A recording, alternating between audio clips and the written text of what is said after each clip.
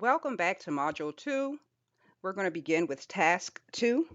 Module 2 is Welcome to Module 2, Building a Database and Defining Relationships.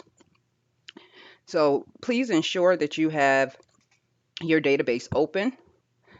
And our next step we're going to do, or next task we're going to do, is we're going to uh, open our tutor table. So I'm going to double click on it. Uh-oh, uh-oh. So open our tutor table and it says find tutor ID 3560. So here, if you look at the bottom of your screen, you should be able to identify your search bar. So it's asking us to identify 3560, so 3560 here. It says click in the first name field of the 3560 and then click Control A to select the current value. Type your name in the actual first name and then click on the last name field or press tab and then Control A to select that current value and then type in your last name. So the task is here 3560. They gave us an option to do a Control A.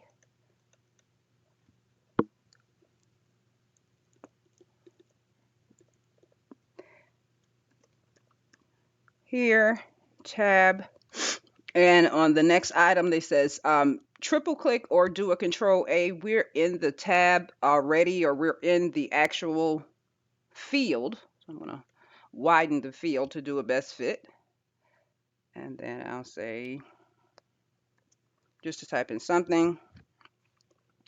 Here, notice I made a mistake. Also, you'll see that it asks you to navigate. You can use your tab keys to actually tab through fields or your shift tab to do a backward shift.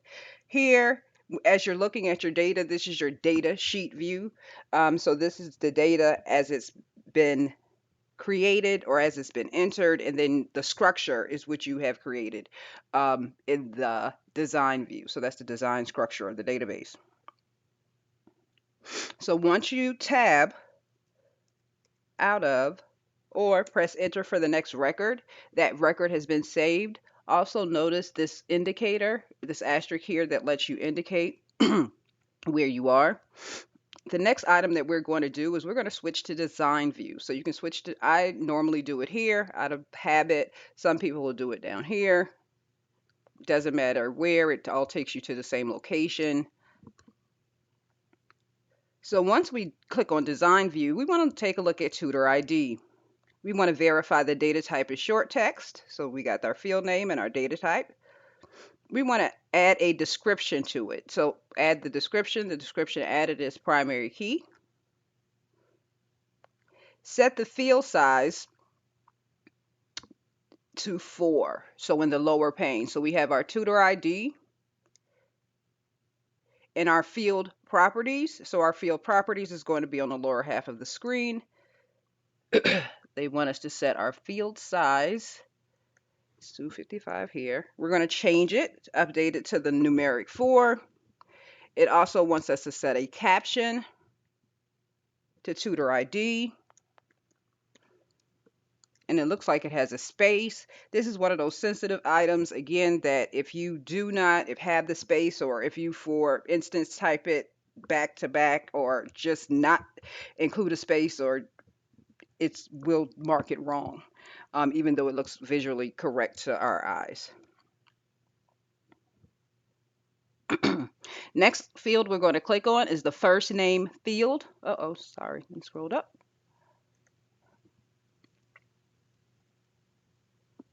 And we were going to set the field size to 20. So our field size for first name is 20. What you're doing, pay attention. What you're doing is you're determining what can be entered into the actual database itself. So sometimes, if you enter phone numbers or anything that includes a dash, sometimes it takes it, sometimes it doesn't. This is what you're doing in the background structure. And they want us to also set the caption, in this case, the first name, and it has a space in it.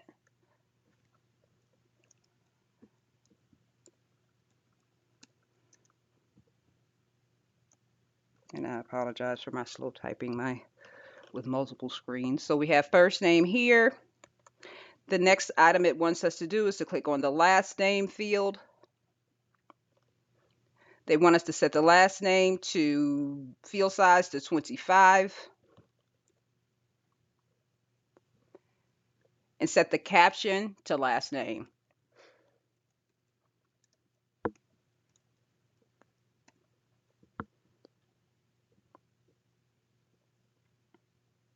Click on the major field, next, and then type 25 for the field size.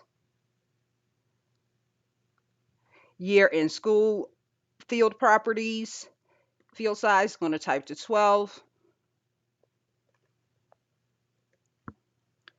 And also, please ensure that you are updating the field size for the correct or field property for the correct field as they're being clicked on. Year in school.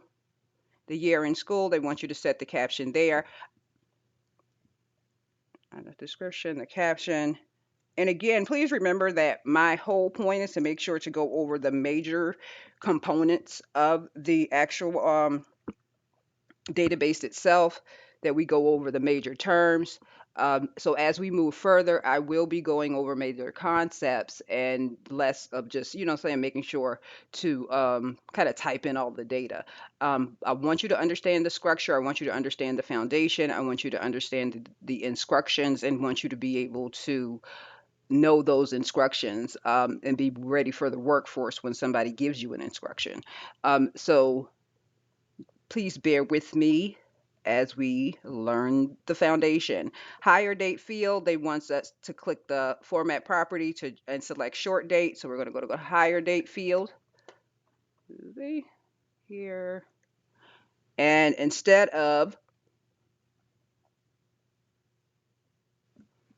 date and time, they want us to set so we're going to click on the hire date row, set the format. So we're going to format the property, click drop down and short date. So set the format. They're going to go to format property, and then select short date, caption, hire date.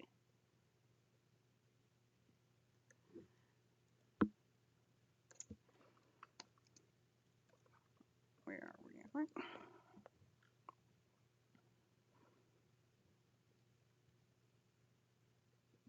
The next task we're going to do is task 4. So on step 4, it says add groups of fields, yes, no. So we're going to click on the first field name column after the hire date.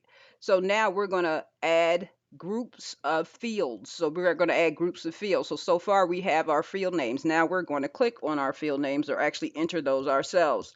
So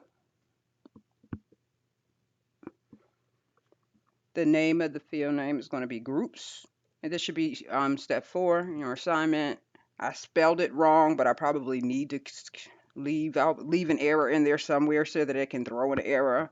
So you can see what things look like when data types don't match. So once we select the groups tab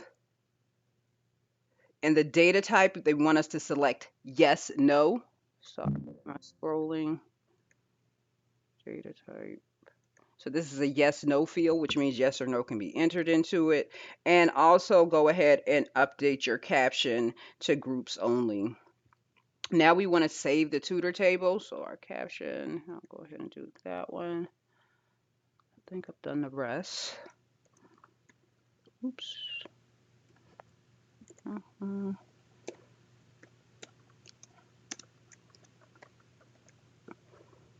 So we have groups only.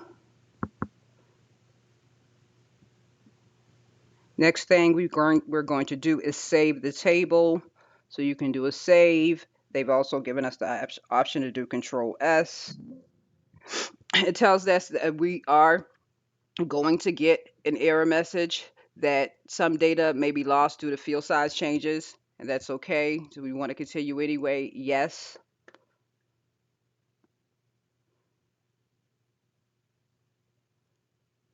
In this next item, we are going to switch to our data sheet view, and we're going to, again, I switched to it down here before, so I'll switch to it up here.